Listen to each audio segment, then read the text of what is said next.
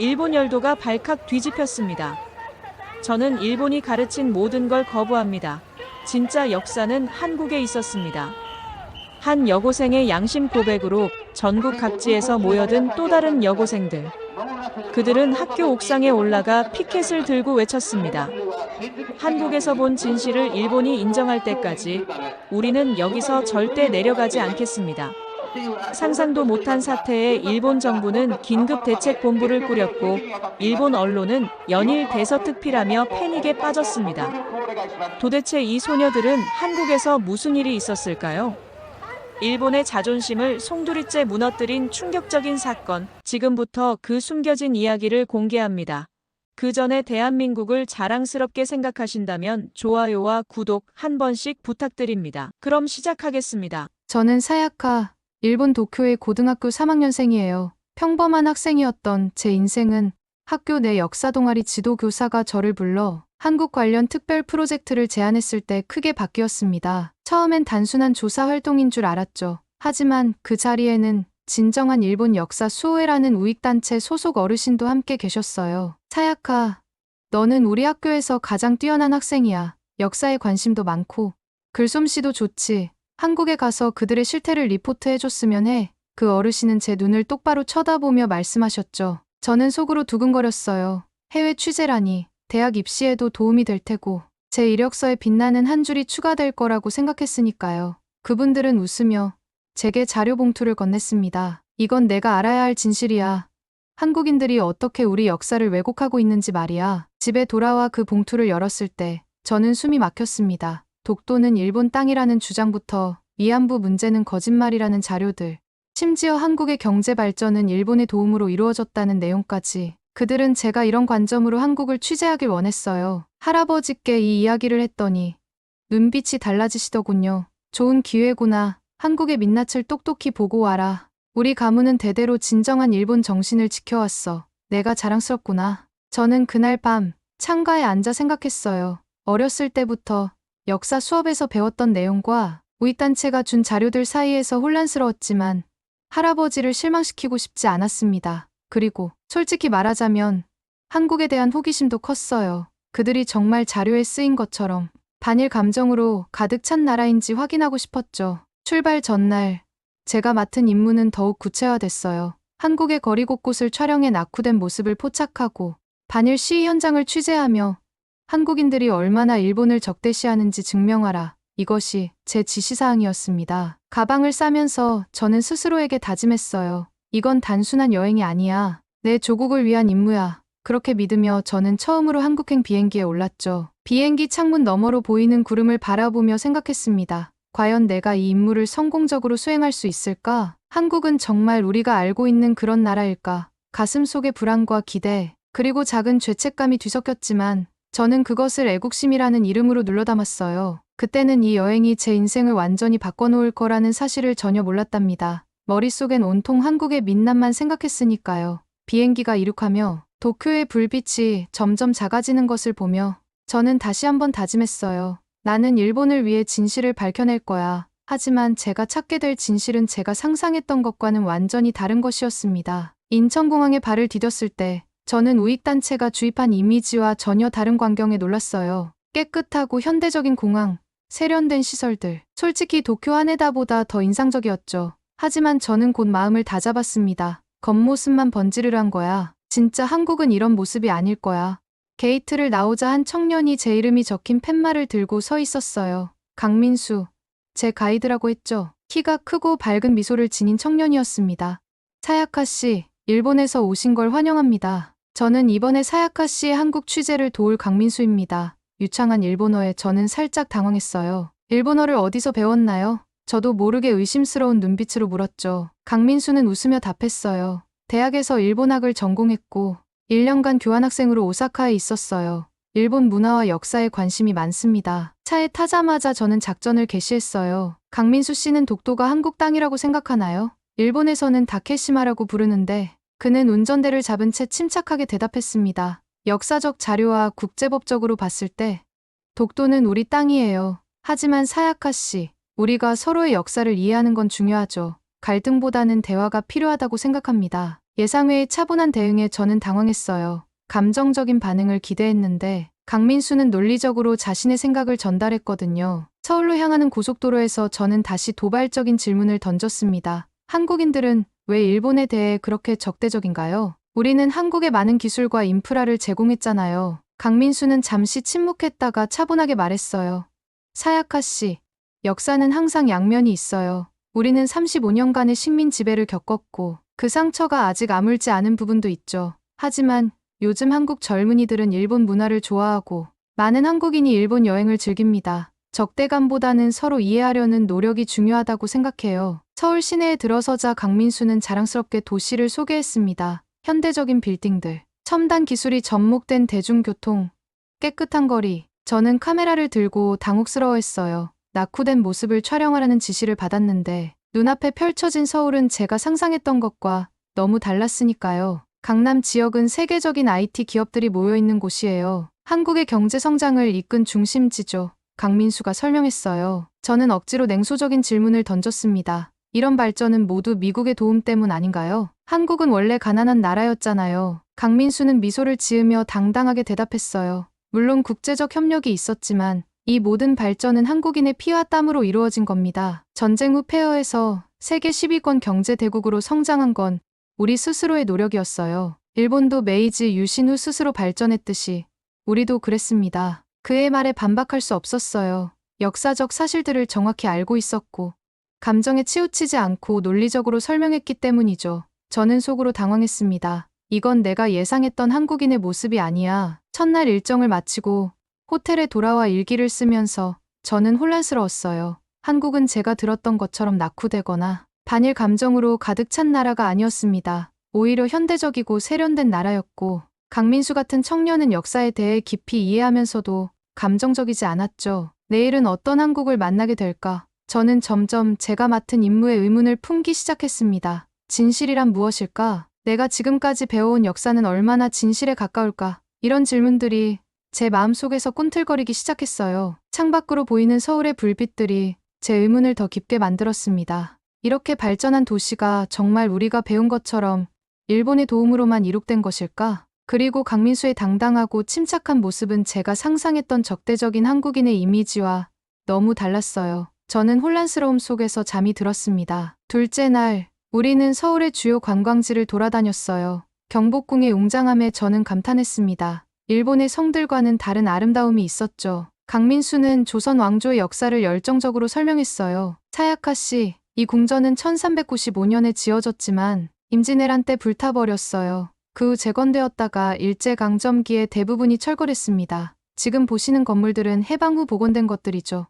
저는 꾹 참고 있던 질문을 던졌어요. 그런데 일본이 한국의 문화재를 보존하지 않았나요? 도로도 만들고 근대화를 도왔다고 배웠는데요. 강민수는 잠시 입술을 깨물더니 차분하게 대답했습니다. 실제 역사는 그렇지 않아요. 많은 문화재가 파괴되거나 일본으로 반출됐죠. 하지만 오늘은 그런 어두운 이야기보다 한국 문화의 아름다움을 보여드리고 싶어요. 저는 카메라를 들어 궁궐을 찍으며 생각했어요. 여기서 부정적인 면만 찾아내야 하는데 이건 너무 아름답잖아. 점점 제가 맡은 임무가 불편하게 느껴지기 시작했습니다. 점심시간, 강민수는 저를 전통시장으로 데려갔어요. 활기찬 시장 분위기와 다양한 음식들에 저는 흥분했습니다. 특히 떡볶이의 매콤한 맛에 반해버렸죠. 길거리 음식을 먹으며 시장 상인들이 친절하게 웃는 모습을 보는데 갑자기 제 임무가 부끄럽게 느껴졌어요. 강민수 씨, 한국 사람들은 일본인에게 친절한가요? 반일 감정이 심하다고 들었는데요. 그는 고개를 저었어요.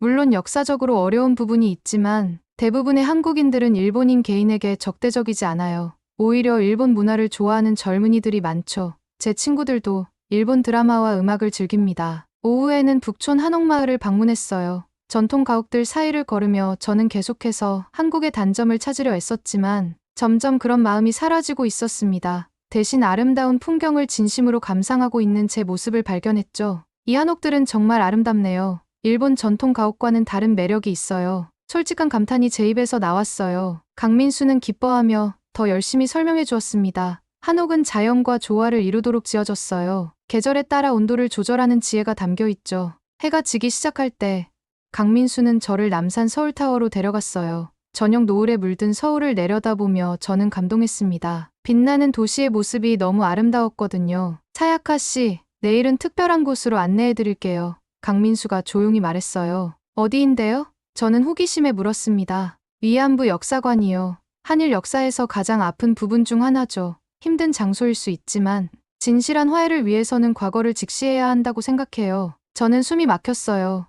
우익단체는 위안부 문제가 거짓이라고 했는데 실제 증거들을 본다면 어떻게 해야 할지 걱정됐습니다. 하지만 동시에 진실을 알고 싶은 마음도 컸죠. 호텔로 돌아오는 차 안에서 저는 창밖을 바라보며 생각에 잠겼어요. 지금까지 보고 들은 것들이 제가 배워온 것과 너무 달랐습니다. 한국은 발전된 나라였고 사람들은 친절했으며 강민수는 일본을 미워하지 않았어요. 오히려 더 깊은 이해와 화해를 원하는 것 같았죠. 방에 돌아와 노트북을 펼쳐 일기를 쓰기 시작했어요. 처음으로 솔직한 감정을 적었습니다.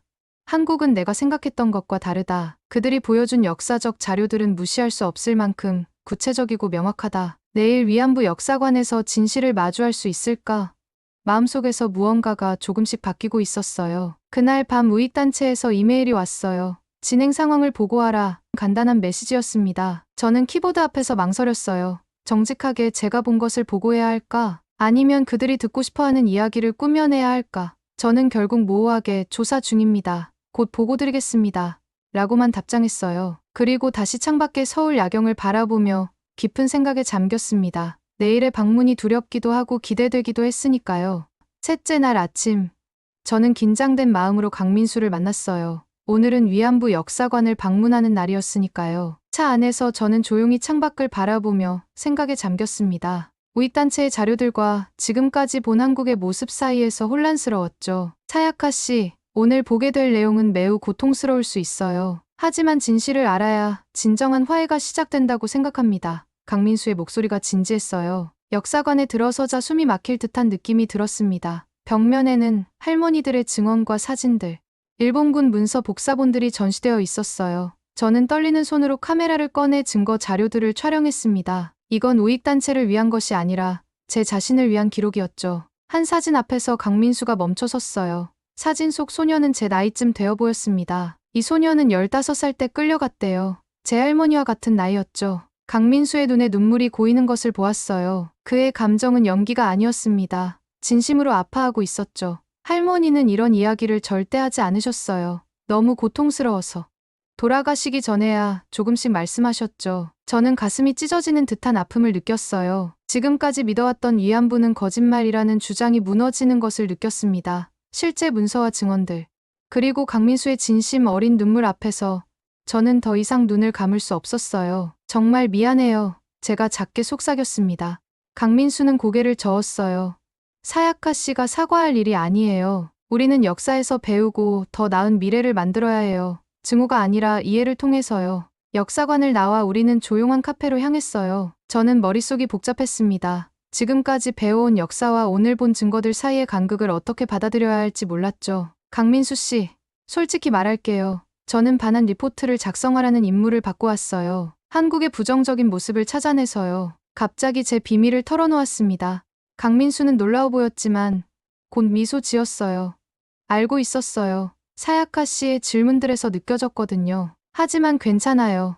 진실을 직접 보고 판단하는 것이 중요하니까요. 그날 밤 호텔에서 짐을 정리하다가 여권 케이스 안에서 한 봉투를 발견했어요. 할아버지의 서명이 있었죠. 필요할 때 열어보렴 이라고 쓰여 있었습니다. 지금이 그때라고 생각하며 봉투를 열었어요. 안에는 오래된 가족 사진과 편지가 들어 있었습니다. 할아버지의 필체로 쓰인 편지는 충격적인 내용을 담고 있었어요. 사야카, 우리 가족의 비밀을 내게 알려야겠구나. 너의 증조할머니는 조선 평양 출신이셨단다. 일본인과 결혼하시고 정체를 숨기셨지. 그 시대에는 그래야 했으니까. 하지만 그분의 피가 내 안에도 흐르고 있다는 걸 알아주렴. 저는 숨을 쉴 수 없을 만큼 충격받았어요. 제 안에 한국인의 피가 흐르고 있다니. 지금까지의 반한 감정은 무엇을 위한 것이었나요? 온몸이 떨렸습니다. 거울 속 제 얼굴을 바라보며 생각했어요. 내 안에 흐르는 피. 그동안 부정했던 그 피. 다음 날, 저는 떨리는 마음으로 강민수에게 할아버지의 편지를 보여주었어요. 믿을 수 없어요. 제가 한국인 혈통이라니. 강민수는 따뜻하게 제 손을 잡았습니다.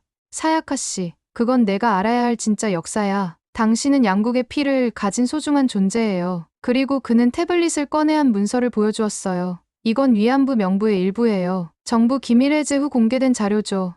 목록을 내려가다 한 이름에서 멈췄습니다. 김영희, 당신 증조할머니 이름이 이것과 비슷하지 않나요? 저는 할아버지의 편지를 다시 꺼내 보았어요. 거기엔 할머니의 조선 이름도 적혀 있었습니다. 김영희, 정확히 일치했어요. 숨이 멎는 듯한 충격이 밀려왔습니다. 제 증조할머니가 위안부였을 가능성을 생각하니 온 몸이 얼어붙는 느낌이었어요.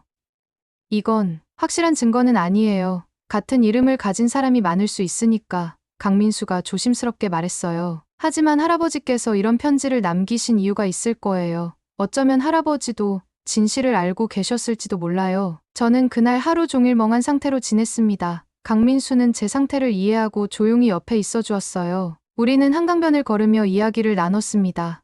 제 정체성, 역사의 진실, 그리고 미래에 대해서요. 사야카 씨, 당신이 어떤 결정을 내리든 그건 당신의 선택이에요. 하지만 진실을 외면하지 않았으면 좋겠어요. 강민수의 말이 제 가슴에 깊이 새겨졌습니다.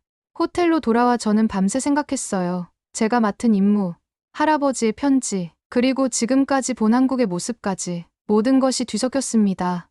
아침이 밝아올 때쯤 저는 결심했어요. 진실을 찾아야겠다고. 그것이 얼마나 고통스럽더라도 말이죠. 그래서 저는 할아버지께 긴 이메일을 보냈습니다. 증조할머니에 대한 더 많은 이야기를 듣고 싶다고요. 제 정체성에 대한 충격적인 진실을 알게 된 후 저는 완전히 다른 사람이 된 것 같았어요. 할아버지께 보낸 이메일에 대한 답장은 오지 않았지만 그것보다 더 큰 문제가 있었습니다. 바로 우익단체에 어떤 보고서를 제출할 것인가 하는 문제였죠. 호텔 창가에 앉아 지금까지 찍은 사진들을 정리하면서 생각했어요. 서울의 발전된 모습, 친절한 사람들, 위안부 역사관의 증거 자료들, 이것들을 모두 무시하고 거짓 보고서를 작성할 수는 없었습니다. 하지만 진실을 말한다면 저는 배신자가 될 테고 학교에서의 입지도 위험해질 거예요. 그날 오후 강민수와 덕수궁을 산책하면서 제 고민을 털어놓았어요. 어떻게 해야 할지 모르겠어요. 진실을 말하면 모든 것을 잃을 수도 있어요. 강민수는 오래된 벤치에 앉아 말했습니다. 사야카 씨, 진실은 때로 고통스럽지만 그것이 우리를 자유롭게 해요. 당신이 어떤 선택을 하든 저는 존중할 거예요. 하지만 당신 스스로가 후회하지 않는 선택을 했으면 좋겠어요. 호텔로 돌아오는 길에 휴대폰이 울렸어요. 우익단체 대표였습니다. 사야카, 보고서는 언제 받을 수 있지? 한국의 부정적인 면을 충분히 담고 있나? 저는 숨을 깊게 들이마시고 대답했어요. 아직 조사 중입니다. 조금 더 시간이 필요해요. 시간. 이미 충분히 봤을 텐데 한국의 실상을 제대로 보고 있는 거야. 의심스러운 목소리였습니다. 전화를 끊은 후 저는 엄청난 압박감을 느꼈어요. 그날 밤 메일함을 확인했는데 우익단체에서 보낸 새 메시지가 있었습니다. 사야카, 임무에 충실하지 않는다면 심각한 결과가 있을 것이다. 조용히 입 다물고 우리가 원하는 보고서를 작성하라. 노골적인 협박이었어요. 다음 날 아침, 강민수가 예정보다 일찍 호텔로 찾아왔습니다. 그의 표정이 심각했어요. 사야카 씨, 당신에 대해 알아봤어요. 우익단체와 연결되어 있다는 것도요. 하지만 당신이 진실을 찾고 있다는 것도 느껴졌어요. 저는 놀라서 그를 바라보았습니다. 어떻게 알았어요? 처음부터 의심스러웠지만 당신의 질문 방식과 관심사가 일반 학생과 달랐어요. 하지만 점점 변하는 모습을 봤어요. 특히 위안부 역사관에서의 당신 반응은 진심이었죠. 강민수의 목소리에는 비난이 아닌 이해가 담겨 있었습니다. 저는 갑자기 눈물이 났어요. 이제 어떻게 해야 할지 모르겠어요. 돌아가면 모두가 저를 배신자라고 할 테고 여기 남는다면 앞으로의 삶은 어떻게 될까요? 강민수는 잠시 생각하더니 말했어요. 한 가지 제안이 있어요. 한국 언론과 인터뷰를 해보는 건 어떨까요? 당신의 경험, 변화된 인식, 그리고 진실을 찾아가는 과정을 이야기하는 거예요. 그 순간 저는 두려움과 흥분이 뒤섞인 감정을 느꼈습니다. 그건 완전한 배신이 될 테지만 동시에 진정한 각성의 순간이 될 수도 있었어요. 호텔 방으로 돌아와 저는 거울 앞에 서서 스스로에게 물었습니다. 진짜 사약하는 누구지? 우익단체가 만든 꼭두각시? 아니면 진실을 찾아 나서는 용기 있는 사람? 거울 속 제 눈에서 결심이 보였어요. 그날 밤 저는 2개의 문서를 작성했습니다. 하나는 우익단체를 위한 짧은 보고서로 한국 방문을 미완성으로 남겨두고 더 조사가 필요하다는 내용이었어요. 다른 하나는 제 진짜 경험을 담은 글이었습니다.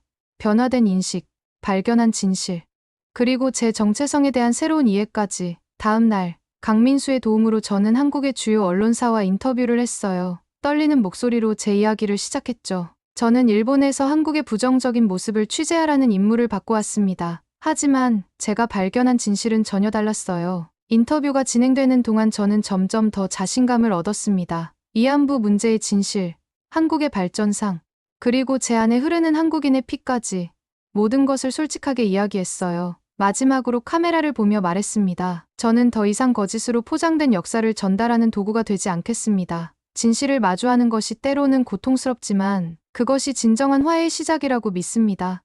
인터뷰를 마친 후 강민수는 제 손을 꼭 잡아주었어요. 정말 용기 있는 선택이었어요. 사야카 씨.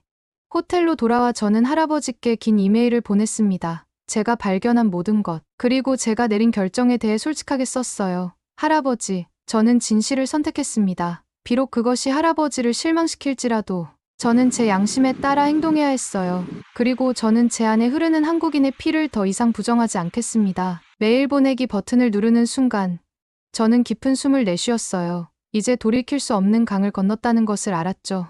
하지만 처음으로 진정한 자유를 느꼈습니다. 진실의 무게를 짊어지는 것이 때로는 고통스럽지만 그것이 진정한 성장의 시작이라는 것을 깨달았어요. 이제 저는 새로운 여정을 시작할 준비가 되었습니다. 인터뷰가 방송된 다음 날 아침, 저는 폭풍의 중심에 서 있었어요. 한국 언론은 양심적인 일본 학생의 용기 있는 고백이라는 제목으로 제 이야기를 대대적으로 보도했고, 일본 언론도 곧 이 소식을 다루기 시작했습니다. 휴대폰은 쉴 새 없이 울렸어요. 학교 친구들, 교사들, 심지어 모르는 번호에서도 연락이 왔죠. 우익단체에서는 즉각적인 비난 성명을 발표했어요. 사약하는 한국 측의 세뇌에 넘어간 배신자라고 말이죠. 학교에서는 긴급 회의가 소집되었다는 소식도 들렸습니다. 저는 두려웠지만 동시에 이상하게 평온했어요. 진실을 말했다는 안도감이 있었거든요. 강민수는 제게 한국에 더 머물 것을 제안했어요. 상황이 가라앉을 때까지 여기 있는 게 좋을 것 같아요. 지금 돌아가면 많은 어려움을 겪을 테니까요. 저는 그의 제안을 받아들였습니다. 그리고 제가 예상했던 대로 일본에서는 거센 반발이 일어났어요. SNS에는 저를 향한 비난과 심지어 협박까지 가득했죠. 국가의 수치, 조선인 혼혈, 배신자, 이런 말들이 저를 향해 쏟아졌습니다. 하지만 놀랍게도 저를 지지하는 목소리도 있었어요. 특히 젊은 세대 사이에서요. 용기 있는 행동이다. 역사적 진실을 직시하는 것이 필요하다. 양국의 화해를 위한 첫걸음이라는 댓글들이 올라오기 시작했습니다. 일주일 후 저는 한국의 한 대학에서 열린 학생 포럼에 초청받았어요. 그곳에서 저는 제 경험과 생각을 더 자세히 나눌 수 있었습니다. 저는 처음에 한국을 부정적으로 보려고 했어요. 하지만 실제로 본 것은 발전된 나라, 친절한 사람들, 그리고 아픈 역사적 진실이었습니다.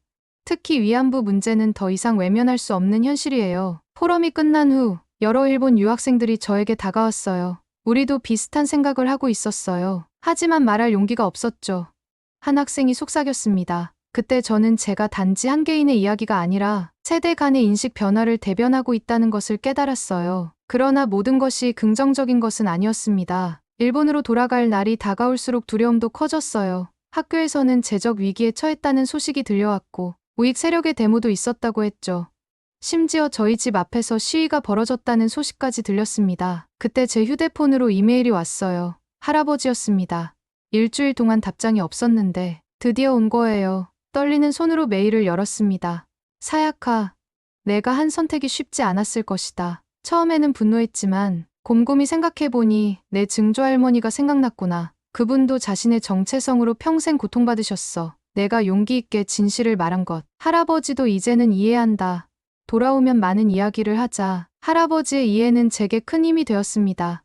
세상이 저를 배신자라 부를지라도 가장 중요한 사람들의 지지가 있다면 어떤 어려움도 이겨낼 수 있을 것 같았어요. 인천공항으로 향하는 차 안에서 저는 강민수에게 물었습니다. 한국과 일본이 언젠가 진정으로 화해할 수 있을까요? 강민수는 미소 지으며 대답했어요. 그럼요. 사야카 씨 같은 사람들이 있으니까요. 진실을 외면하지 않고 용기 있게 맞서는 사람들이요. 변화는 언제나 작은 불씨로부터 시작되니까요. 이 짧은 여행이 제 인생을 완전히 바꿔놓았습니다. 두려움 속에서도 저는 희망을 느꼈어요. 진실을 알고 그것을 말할 용기를 가진 사람들이 많아진다면 언젠가는 진정한 화해가 찾아올 테니까요. 일본으로 돌아온 저는 예상했던 대로 거센 반발에 부딪혔어요. 학교 게시판에는 배신자 사야카라는 낙서가 있었고 일부 친구들은 저를 피했습니다. 교실에 들어갈 때마다 갑자기 조용해지는 분위기는 정말 견디기 힘들었어요. 하지만 놀랍게도 지지하는 친구들도 있었죠. 용기 있었어. 내 이야기를 듣고 나도 많이 생각했어 라며 몰래 쪽지를 건네거나 격려의 메시지를 보내는 친구들이 있었습니다. 특히 역사 동아리의 몇몇 친구들은 공개적으로 저를 지지해 주었어요. 어느 날 역사 시간에 선생님이 갑자기 위안부 문제를 언급하셨어요. 이 문제는 다양한 시각에서 볼 수 있지만 역사적 사실을 정확히 알아야 합니다. 선생님의 눈이 잠시 저를 향했죠. 그건 작은 변화였지만 중요한 순간이었어요. 강민수와는 지속적으로 연락을 주고받았습니다. 어느 날 그가 흥미로운 제안을 해왔어요. 차야카 씨, 온라인 역사 포럼을 함께 열면 어떨까요? 한일 청소년들이 자유롭게 역사를 토론하고 서로 이해하는 공간을 만드는 거예요. 저는 즉시 동의했습니다. 그렇게 한일 청소년 역사 대화라는 온라인 커뮤니티가 탄생했어요. 처음에는 몇 명의 친구들만 참여했지만 점점 참가자가 늘어났죠. 한국과 일본의 학생들이 역사, 문화, 그리고 서로에 대한 인식에 대해 솔직하게 이야기하는 공간이 만들어졌습니다. 포럼의 첫 주제는 위안부 문제를 어떻게 바라볼 것인가였어요. 처음에는 날카로운 의견 대립도 있었지만 점차 서로의 입장을 이해하려는 노력이 보였습니다. 저는 제 경험을 솔직하게 나누었어요. 저도 처음에는 이 문제가 과장됐다고 생각했어요. 하지만 직접 증거를 보고 이야기를 들으며 깨달았죠. 진실을 외면하지 않는 것이 화해의 첫걸음이라는 것을. 놀랍게도 한 달 만에 포럼 회원은 500명을 넘었어요. 양국의 주요 언론에서도 이 움직임에 관심을 보이기 시작했죠. 한일 청소년들의 새로운 대화, 역사를 넘어 미래로라는 제목의 기사가 실리기도 했습니다. 우리는 온라인 토론뿐만 아니라 실제 교류 프로그램도 기획했어요. 코로나 이후 양국 방문이 자유로워지자 서울과 도쿄에서 번갈아 미니 컨퍼런스를 개최했죠. 첫 번째 서울 모임에는 30명의 일본 학생들이 참여했는데 그들 중 많은 학생이 인생에서 처음으로 한국을 방문한 거였어요. 위안부 역사관을 함께 방문하고 진지하게 토론하는 모습은 언론의 주목을 받았습니다. 그리고 도쿄 모임에서는 한국 학생들이 야스쿠니 신사와 평화 기념관을 방문하며 일본의 시각도 이해하려 노력했어요. 어느 날 저는 예상치 못한 전화를 받았습니다. 일본의 젊은 국회의원이었어요. 차야카 씨의 활동에 깊은 감명을 받았습니다. 국회에서 한일 청소년 교류에 관한 토론회를 열려고 하는데 참석해 주실 수 있을까요? 저는 믿을 수 없었어요. 제 작은 용기와 강민수와의 협력이 이렇게 큰 물결이 되다니.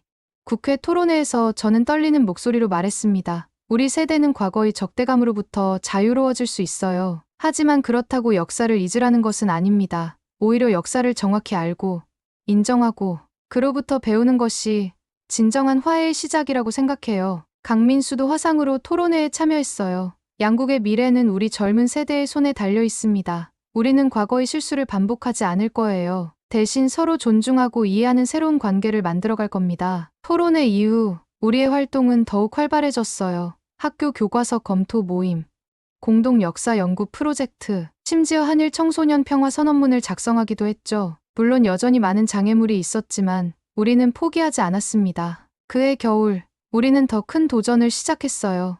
100명의 할머니, 100명의 청년 프로젝트를 통해 위안부 피해 할머니들의 이야기를 기록하고 그분들과 직접 대화하는 시간을 마련했죠. 일본 학생들이 할머니들에게 직접 사과하는 순간은 많은 사람들의 눈시울을 붉혔습니다. 이 모든 일이 일어나는 동안 저는 끊임없이 스스로에게 물었어요. 이것이 정말 변화를 만들어낼 수 있을까? 하지만 매일 포럼에 새롭게 가입하는 회원들, 진지하게 토론하는 청소년들을 보며 희망을 느꼈습니다. 작은 불씨가 모여 큰 불이 되듯이 우리의 노력이 언젠가는 진정한 화해로 이어질 거라고 믿었어요. 양국의 미래는 우리 손에 달려있다. 이 말은 단순한 구호가 아니라 저희의 진심이었습니다. 역사는 바꿀 수 없지만 우리가 역사를 바라보는 방식은 바꿀 수 있으니까요. 그리고 그 변화는 이미 시작되고 있었습니다. 저는 다시 한국을 방문했어요. 한일 청소년 평화 선언문이 양국 정부에 전달된 후 우리는 더 적극적인 활동을 계획했습니다.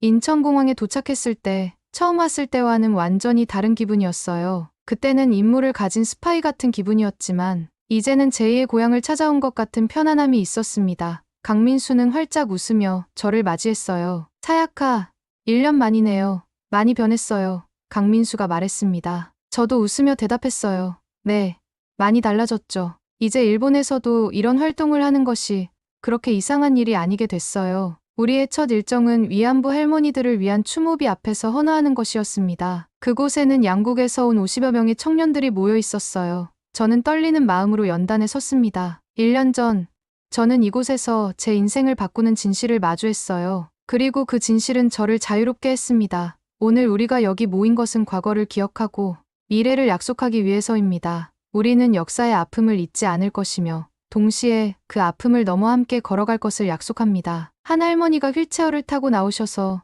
제 손을 잡으셨어요. 고마워요. 젊은이, 당신들이 있어 우리의 이야기가 잊히지 않을 거예요. 그 순간 저는 제가 진정으로 옳은 일을 하고 있다는 확신이 들었습니다. 이것은 단순한 활동이 아니라 역사적 책임을 다하는 것이었어요. 그날 오후, 우리는 한일 청소년 문화센터 개관식에 참석했습니다. 양국 정부와 민간단체의 지원으로 설립된 이 센터는 앞으로 우리 활동의 중심지가 될 예정이었어요. 개관식에서 놀랍게도 할아버지의 모습을 발견했습니다. 할아버지, 저는 믿을 수 없어 소리쳤어요. 할아버지는 약간 어색한 미소로 다가오셨습니다.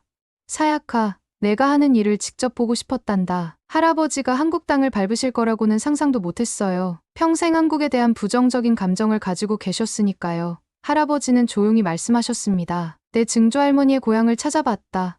평양은 갈 수 없었지만 적어도 같은 한반도의 땅을 밟고 싶었어. 내가 용기 있게 진실을 말한 덕분에 나도 변할 수 있었단다. 우리는 함께 센터를 둘러보았어요. 전시실에는 한일 관계의 역사, 위안부 문제, 그리고 최근의 화해 노력들이 담겨 있었습니다. 할아버지는 모든 전시물을 진지하게 살펴보셨어요. 아프지만 중요한 역사구나.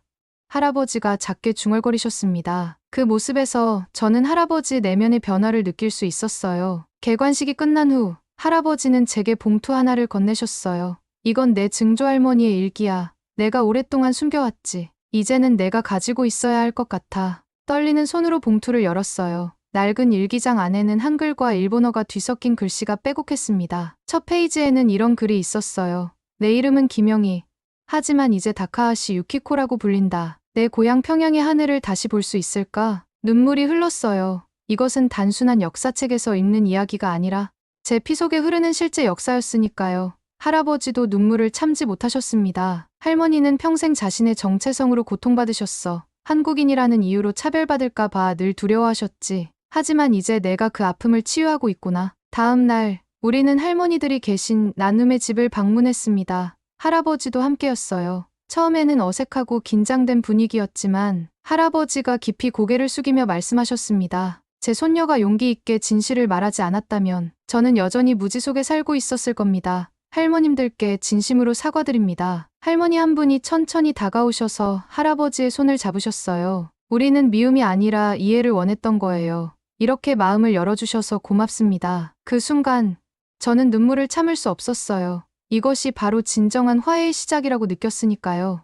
개인적인 만남과 이해가 거대한 역사적 상처를 치유하는 첫걸음이 될 수 있다는 것을 깨달았습니다. 한국 방문 마지막 날, 우리는 증조할머니의 고향인 평양을 가장 가까이서 볼 수 있는 임진각을 찾았어요. 할아버지는 망원경으로 북쪽을 바라보며 오랫동안 말없이 서 계셨습니다. 사야카, 내 증조할머니는 평생 고향을 그리워하셨어. 하지만 돌아갈 수 없었지. 분단된 한반도를 보니 역사의 아픔이 더 실감나는구나. 저는 할아버지 옆에 서서 말했어요. 언젠가 이 분단도 끝나고 화해의 시대가 올 거예요. 한일 관계도 남북 관계도 말이에요. 돌아오는 비행기에서 저는 창밖의 구름을 바라보며 지난 1년을 되돌아봤어요. 제가 처음 한국에 왔을 때는 편견과 거짓 정보로 가득 찬 머리를 가진 소녀였습니다. 하지만 이제 저는 두 나라의 가교가 되어 작은 변화를 만들어가고 있어요. 무엇보다 소중한 것은 제 안에 흐르는 한국인의 피를 더 이상 부정하지 않고 오히려 자랑스럽게 여길 수 있게 된 것이었습니다. 저는 이제 한국과 일본, 두 나라의 역사와 문화를 모두 품은 사람이 되었어요. 도쿄 공항에 내리자 여러 언론사 기자들이 저를 기다리고 있었습니다. 사야카 씨, 한일 관계 개선을 위한 앞으로의 계획은 무엇인가요? 저는 자신감 있게 대답했어요. 우리는 이제 막 시작했습니다. 역사를 직시하고 서로 이해하며 함께 미래를 만들어가는 일.